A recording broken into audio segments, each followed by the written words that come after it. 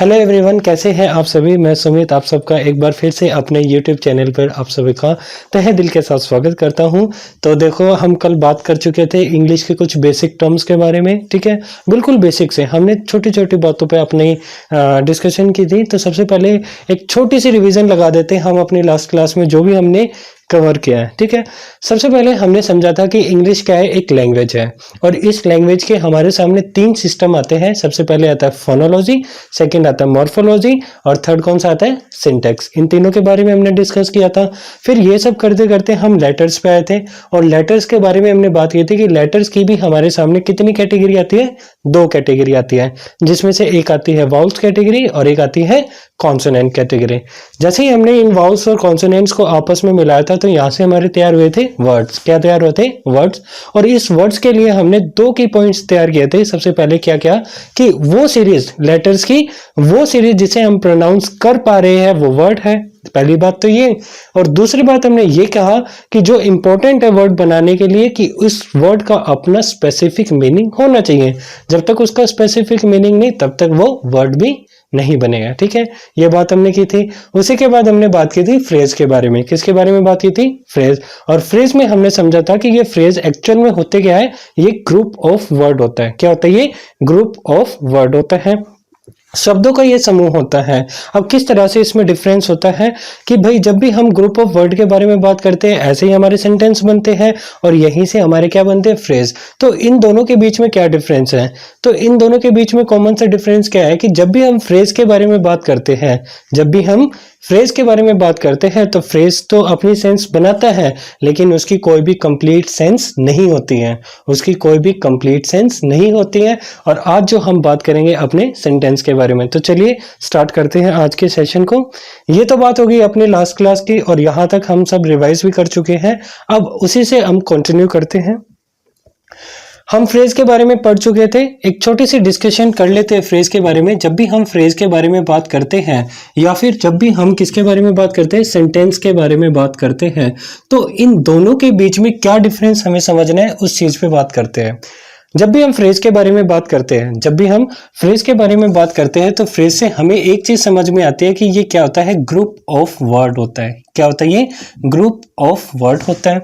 अगर हम सेंटेंस के बारे में बात करें तो सेंटेंस भी अपने आप में क्या होता है, ये ग्रुप ऑफ वर्ड्स होता है। क्या होता है, ये ग्रुप ऑफ वर्ड्स होता है। ठीक है, दोनों बात दोनों में सेम है, कॉमन है। ठीक है, लेकिन क्या इन दोनों के बीच में डिफरेंस आएगा, डिफरेंस ये आएगा कि जब भी हम फ्रेज के बारे में बात करते हैं तो यहां से हमारे सामने आती है इनकम्प्लीट सेंस। कौन सी सेंस आती है, इनकम्प्लीट सेंस। ठीक है, और अगर जब भी हम सेंटेंस के बारे में बात करते हैं तो यहां से हमारे सामने आती है complete sense.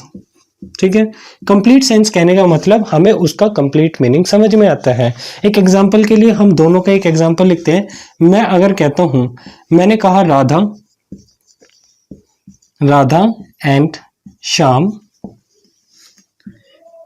Are in the park, are in the park. मैंने एक सेंटेंस आपके सामने लिखा, मैंने कहा Radha and Shyam are in the park. ठीक है, तो अगर हम ध्यान से समझे, अगर मैं यहां से इस आर को हटा देता हूं, मैं अगर इस आर को हटा देता हूं तो आपके सामने एक फ्रेज बनता है। क्या कि भाई राधा और श्याम, एक ये फ्रेज हुआ और एक ये फ्रेज हुआ। ठीक है, अब इसे डिफाइन करते हैं इन्हीं बातों को। भाई ये ग्रुप ऑफ वर्ड है, ग्रुप ऑफ वर्ड है। ठीक है, दूसरी बात क्या आ रही है कि ये इनकम्प्लीट सेंस दिखा रहे हैं, इनकी सेंस है लेकिन कंप्लीट सेंस नहीं है। कैसे, मैं अगर आपके सामने कहता हूं राधा एंड श्याम, मैं अगर आता हूं आपके सामने और मैं अगर आके आपके सामने ये बोलता हूं कि राधा एंड श्याम, तो आप शायद मुझसे यही पूछोगे कि आप आगे क्या कहना चाहते हो राधा और श्याम के बारे में। ठीक है, तो यानी कि राधा और श्याम का मीनिंग है लेकिन उनका कोई कंप्लीट मीनिंग नहीं है। मैं अगर कहता हूं इन द पार्क, मैंने क्या कहा, इन द पार्क, तो इन द पार्क कहने का मतलब क्या है, ये भी अपने आप में फ्रेज हुआ कि भाई ग्रुप ऑफ वर्ड तो यहाँ पे भी हमें नजर आ रहा है। ठीक है, इसकी सेंस हमें समझ में आ रही है लेकिन इसकी कोई कंप्लीट सेंस नहीं है। इसी तरह से अगर मैं इन दोनों के बीच में एक वर्ड लिख देता हूं, मैंने कहा आर, क्या कहा, आर, तो इस वर्ड को जैसे ही मैंने लिखा तो मेरे सामने ये पूरा का पूरा एक तैयार हो गया सेंटेंस। अब वो सेंटेंस कैसे बना, सबसे पहले हमारे सामने क्या लिखा है, ग्रुप ऑफ वर्ड्स। क्या लिखा है, ग्रुप ऑफ वर्ड्स। तो ग्रुप ऑफ वर्ड्स है, ठीक है भाई, अपने आप में ये ग्रुप ऑफ वर्ड्स हैं। ठीक है, दूसरी बात हमारे सामने आती है कि ये कंप्लीट करता है सॉरी, ये हमें बताता है कंप्लीट मीनिंग। क्या बताता है? Complete meaning. तो अगर मैं इसे पढ़ना चाहूँ, मैंने कहा राम एंड श्याम और Radha and Shyam are in the park, तो यानी कि यहाँ पे इनका कंप्लीट मीनिंग है कि भाई एक्चुअल में जो भी ये राधा और श्याम है, इसको बताने का काम किसने किया है कि ये कहाँ पर है? इन द पार्क, पार्क के अंदर। ठीक है, तो यहां से हमारी मीनिंग तो बिल्कुल कंप्लीट तैयार हुई। तो ये डिफरेंस होता है हमारे फ्रेज और सेंटेंस के बीच में। कल हम बात कर चुके हैं कि जब भी हम फ्रेज के बारे में बात करते हैं तो इसकी 3 कैटेगरी हमारे सामने आती हैं। कितनी कैटेगरी आती है? 3 कैटेगरी आती है। सबसे पहले अगर हम बात करें तो एक कैटेगरी आती है हमारी नाउन फ्रेज से। किससे आती है? Noun phrase. तो पहली कैटेगरी कौन सी आती है? नाउन फ्रेज की आती है। सेकंड कैटेगरी के बारे में अगर हम बात करें तो वो हमारे सामने आता है एडजेक्टिव फ्रेज से। किससे आता है? Adjective phrase. तो सेकंड कैटेगरी हमारी कौन सी रही? Adjective phrase. और थर्ड कैटेगरी के बारे में अगर हम बात करें तो थर्ड कैटेगरी हमारी आती है एडवर्ब फ्रेज से। किससे आती है? Adverb phrase. तो 3 तरह के फ्रेज हैं जो हमें आगे की क्लासेस में डिस्कस करने हैं। तो ये बात होगी हमारी फ्रेज के बारे में।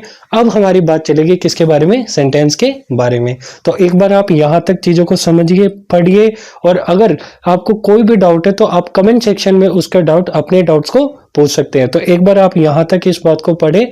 अब आपका टेक योर टाइम प्लीज।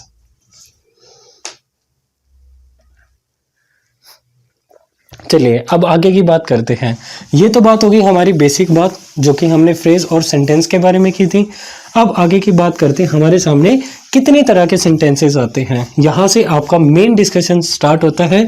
आप चाहे तो कह सकते हैं कि आपका जो मेन टॉपिक है वो यहां से स्टार्ट हो चुका है। ठीक है, तो अब हम बात करेंगे किसके बारे में? सेंटेंस के बारे में। देखो, सेंटेंस की हमने 2 की पॉइंट्स तैयार करे। पहला क्या कहा कि ये क्या है? ग्रुप ऑफ वर्ड है। क्या ये ग्रुप ऑफ वर्ड है? सेकंड कि कोई भी सेंटेंस तब बनता है जब वो अपना कंप्लीट मीनिंग बताता है। जो सेंटेंस तब बनता है जब वो अपना कंप्लीट मीनिंग बताता है। ठीक है, तो कंप्लीट मीनिंग बनाने के लिए ये 2 बात हमारी की पॉइंट्स तैयार हो गए। लेकिन जो सबसे ज्यादा इंपॉर्टेंट की पॉइंट है वो क्या है? वो हमारे सामने आता है अरेंजमेंट ऑफ वर्ड्स। कौन सा आता है?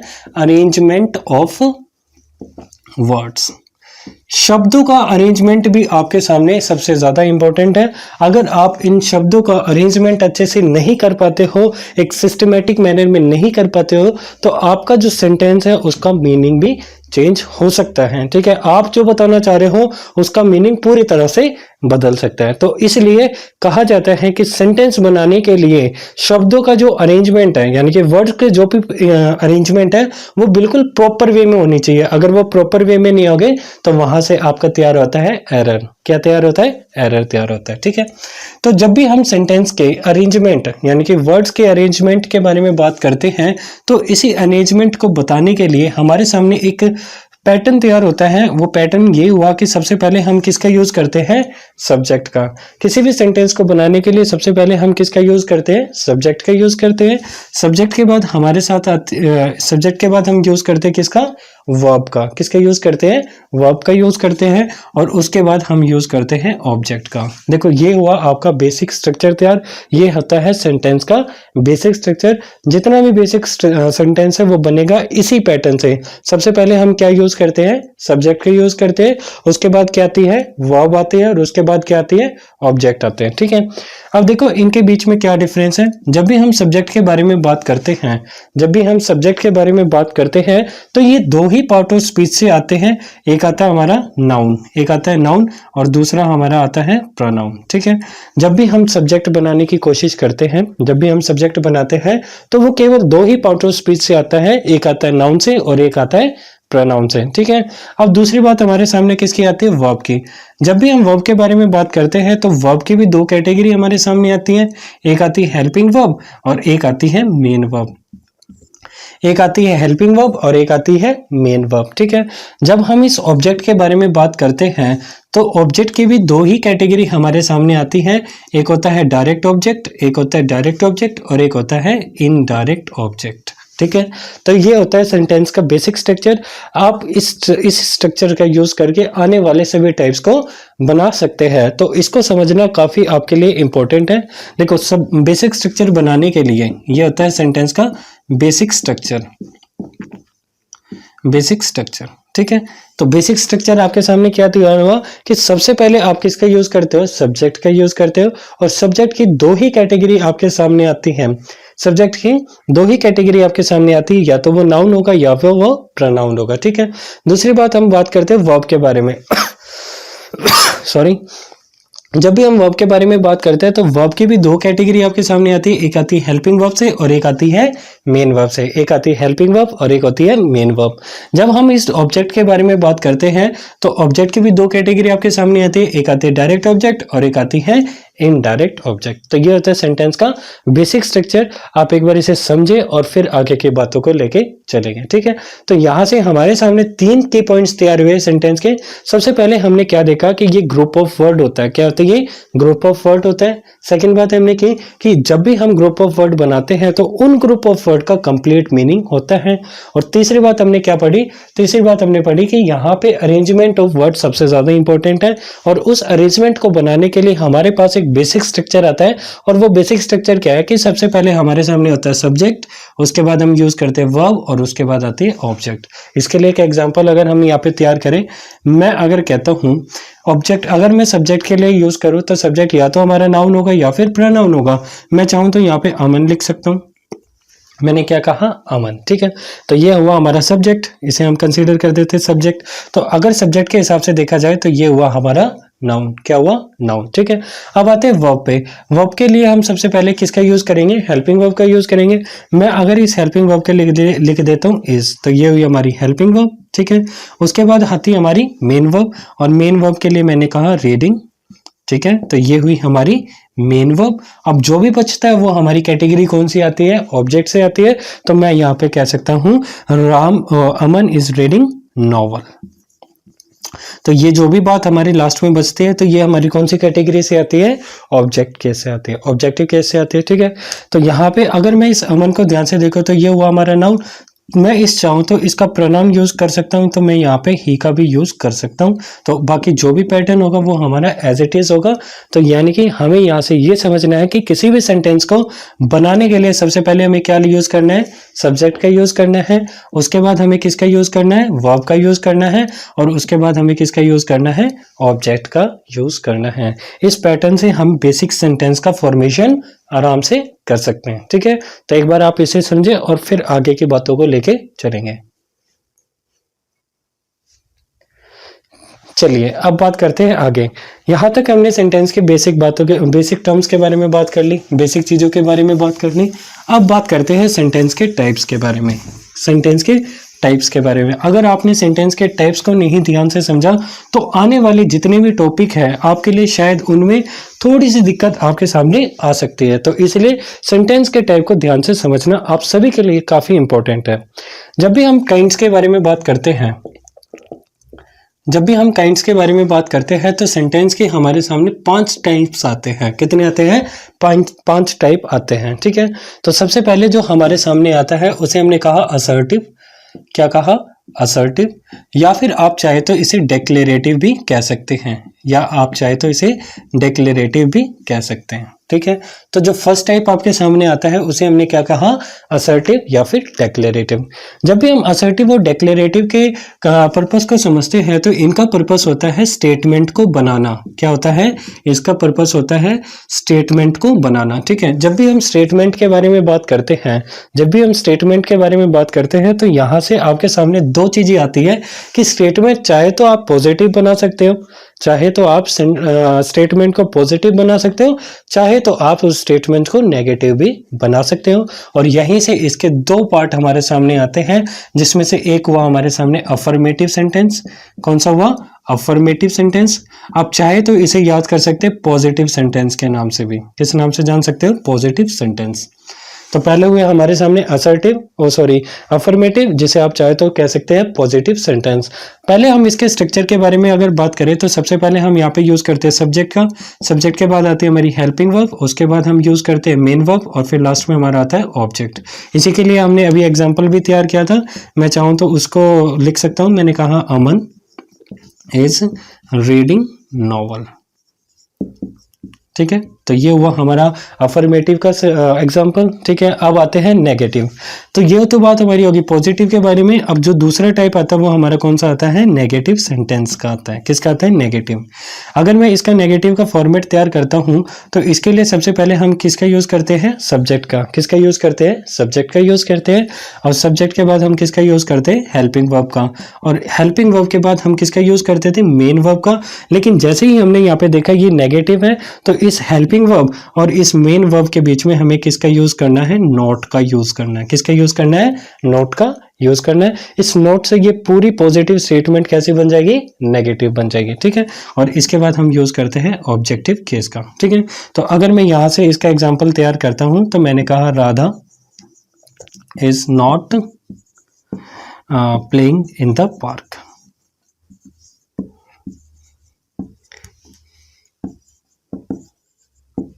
ठीक है, तो यानी कि यहां से हमारे सामने दो स्टेटमेंट बनती हैं। एक बनती है पॉजिटिव जिसे आप कहते हैं अफर्मेटिव, और एक बनती है नेगेटिव। ये नेगेटिव तो नेगेटिव है ही। यानी कि पॉजिटिव सेंटेंस से, पॉजिटिव स्टेटमेंट से नेगेटिव बनाने के लिए केवल हमें एक ही शब्द की जरूरत है जिसे हमने क्या कहा, नॉट। ठीक है, तो ये बात हमारी किसके बारे में होगी, अफर्मेटिव सॉरी असर्टिव या फिर डिक्लेरेटिव सेंटेंसेस के बारे में।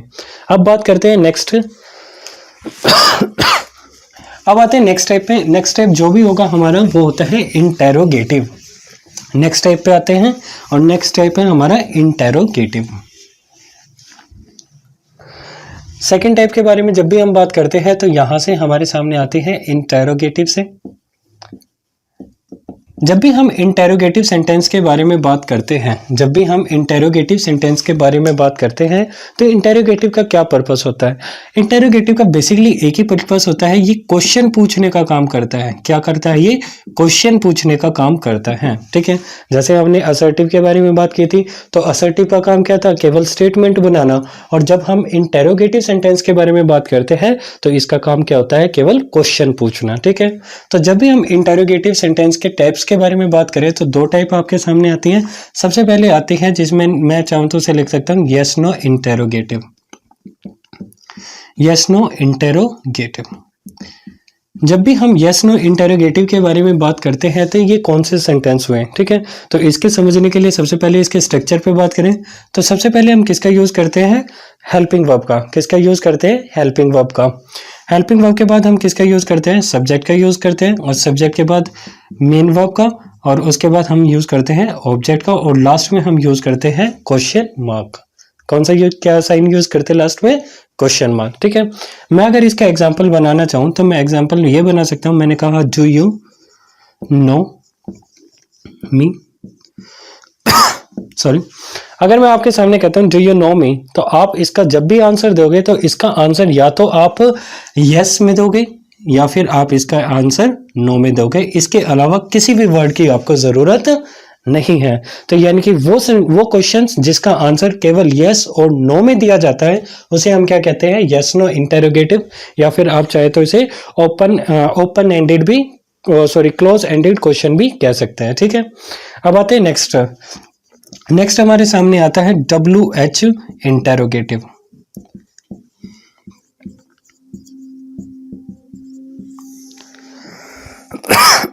सॉरी, जब भी हम WH इंटेरोगेटिव के बारे में बात करते हैं तो इसका स्ट्रक्चर बनाने के लिए हम इसी स्ट्रक्चर का यूज करेंगे। तो इसका स्ट्रक्चर हुआ हेल्पिंग वर्ब, और उसके बाद हमने क्या यूज किया, सब्जेक्ट, सब्जेक्ट के बाद मेन वर्ब, और मेन वर्ब के बाद हमने यूज किया ऑब्जेक्ट, और लास्ट में हमने लगाया क्वेश्चन मार्क। तो ये तो पैटर्न हो गया इसी इंटेरोगेटिव का, किसका, यस और नो का। लेकिन जब हम WH के बारे में बात करते हैं तो इससे पहले हमें क्या यूज करना है, क्वेश्चन वर्ड का यूज करना है। किसका यूज करना है, क्वेश्चन वर्ड का यूज करना है। तो इसी के लिए अगर मैं एग्जाम्पल बनाता हूं तो मैं चाहूं तो इस बात को ऐसे भी तो कह सकता हूं, what are you doing there। मैंने एक सेंटेंस आपके सामने लिखा, what are you doing there. ठीक है, तो अब इसे जस्टिफाई करते हैं तो ये हुआ हमारा क्वेश्चन वर्ड, ये हेल्पिंग वर्ब, ये हुआ सब्जेक्ट, ये मेन वर्ब, और ये हुआ हमारा ऑब्जेक्ट, और उसके लास्ट में हमने क्या यूज किया, हमारा क्वेश्चन मार्क। ठीक है, तो ये बात होगी हमारी किसके बारे में, इंटेरोगेटिव सेंटेंस के बारे में। अब आते हैं नेक्स्ट टाइप पे। देखिए यहां तक हमने बात कर ली असर्टिव के बारे में, असर्टिव सेंटेंसेस के बारे में और इंटेरोगेटिव। अब आते हैं हमारे नेक्स्ट टाइप पे, और नेक्स्ट टाइप जो हमारा आता है उसे हमने कहा इंपेरेटिव सेंटेंसेस। क्या कहा? Imperative sentences.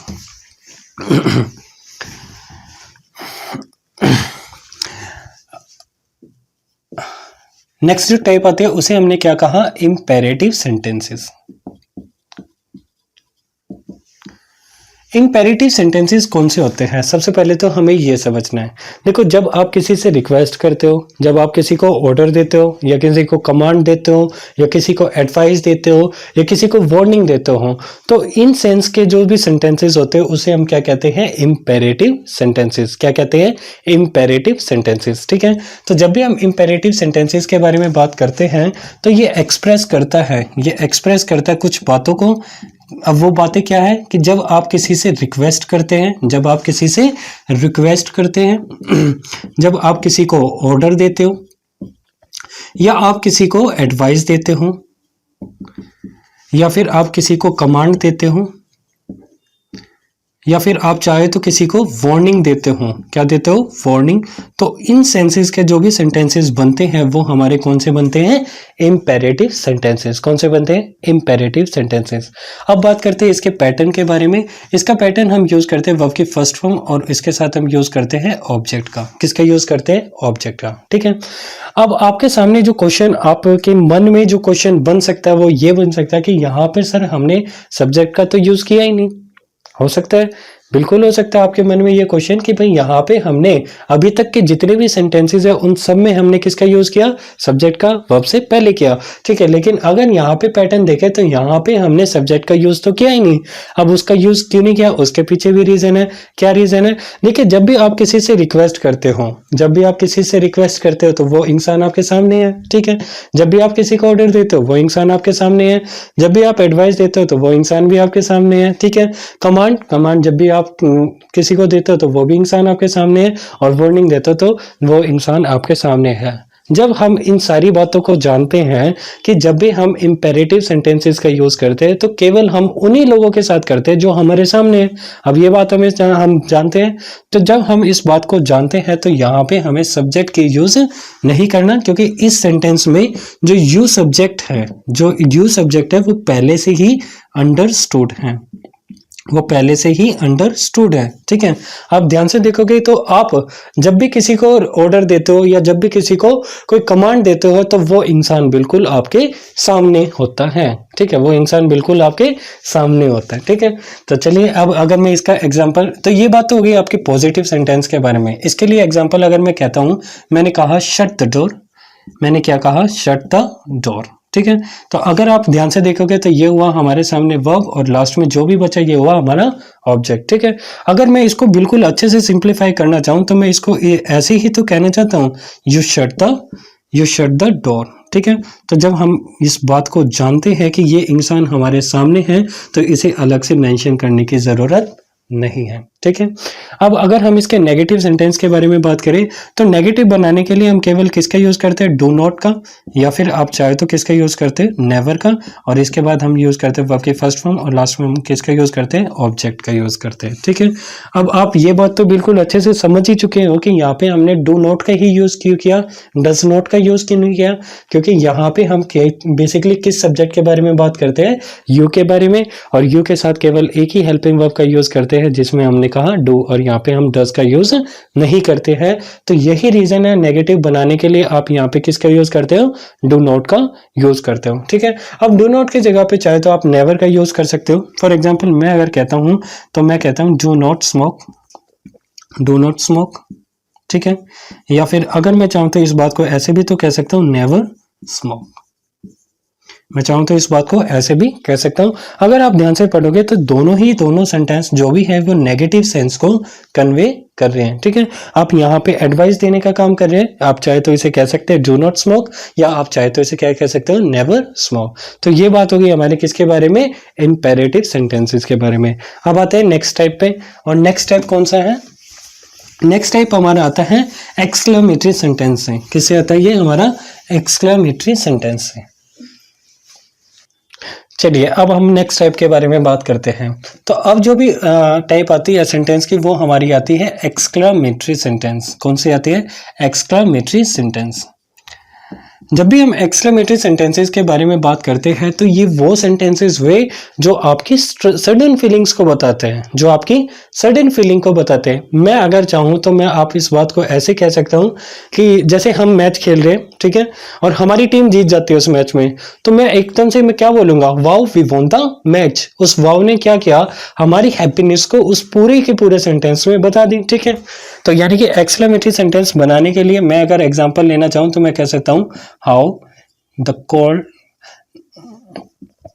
नाइट इज, ठीक है। तो ये हुआ। मैं अगर चाहूँ तो इस बात को ऐसे भी कह सकता हूँ wow we won the match, ठीक है। और अगर मैं चाहूँ तो और भी एग्जांपल इसके बना सकते हैं, ठीक है। तो ये हुआ हमारे एक्सक्लेमेटरी सेंटेंस, ठीक है। अब एक और टाइप बचती है जिसे हमने क्या कहा? Operative sentence. क्या कहा? Operative sentence. जब भी हम ऑपरेटिव सेंटेंसेस के बारे में बात करते हैं, जब भी हम ऑपरेटिव सेंटेंसेस के बारे में बात करते हैं तो ये एक्सप्रेस करता है जब हम किसी को ब्लेस करते हैं, किसी से प्रे करते हैं, ठीक है। तो ये, या फिर हम किसी को कर्स करते हैं, या फिर हम किसी को कर्स करते हैं। ब्लेस करने के बाद जब आप किसी को आशीर्वाद देते हो, या किसी से प्रे करते हो, या किसी को कोसते हो, तो उसके लिए हम किसका यूज करते हैं? ऑपरेटिव सेंटेंसेस का। फॉर एग्जाम्पल अगर मैं चाहूँ तो इसके एग्जाम्पल ये बना सकता हूँ। मैंने कहा मे God bless you, may God bless you, ठीक है। या फिर मैं अगर चाहूं तो कह सकता हूं may you live long, ठीक है। तो ये हुए हमारे टाइप ऑफ सेंटेंसेस जिसे हमने कहा 5 तरह के सेंटेंसेस हमारे सामने आते हैं। एक होता है असर्टिव, चाहे तो आप इसे डिक्लेरेटिव भी कह सकते हो, फिर आते हैं इंटेरोगेटिव पे, फिर हमारे आते हैं इंपेरेटिव सेंटेंसेस, फिर एक्सक्लेमेटरी, और उसके बाद हमने बात की ऑपरेटिव सेंटेंसेस। तो ये होते हैं हमारे टोटल 5 तरह के सेंटेंसेस जिसका यूज हम आने वाले टॉपिक्स में करेंगे। अगर आपको इनसे रिलेटेड कोई भी डाउट आता है तो आप कमेंट सेक्शन में, या फिर आप हमारे फेसबुक पेज पे, या चाहे तो आप हमारे इंस्टाग्राम पे इस डाउट को पूछ सकते हैं, ठीक है। तो आज के लिए इतना ही रखते हैं, और आप इस क्लास को करने से पहले आप पहले की क्लास को जरूर देखें, तभी आप आगे की चीजों को रिलेट कर पाएंगे, ठीक है। तो आज के लिए इतना ही रखते हैं। Thank you.